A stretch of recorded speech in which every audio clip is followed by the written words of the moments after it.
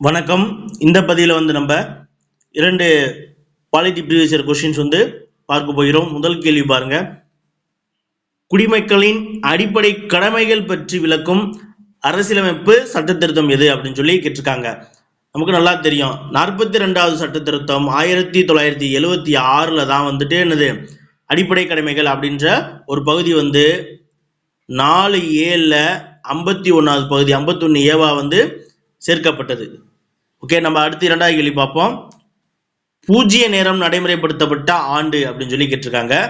முதல்ல இந்த பூஜ்ய நேரம்னா என்ன அப்படின்னு சொல்லி பார்த்துடலாம். பூஜ்ய நேரம் அப்படிங்கிறது என்னன்னா, பொதுவாக கேள்வி நேரம் முடிந்த பிறகு அடுத்த நிகழ்ச்சி தொடங்குவதற்கு முன்பாக இருக்கக்கூடிய இடைவேளை தான் பூஜ்ய நேரம் அப்படின்னு சொல்லுவாங்க.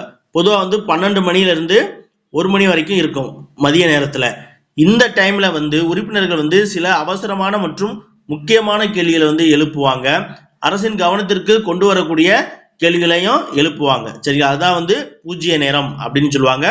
நாடாளுமன்ற விதிகள்ல இது தொடர்பான எந்த குறிப்புகளும் இல்லை. இது எப்ப அறிமுகப்படுத்தப்பட்டது அப்படின்னு பார்த்தீங்கன்னா 1962ஆம் ஆண்டு தான் பூஜ்ய நேரம் நடைமுறைப்படுத்தப்பட்டது. தேங்க்யூ.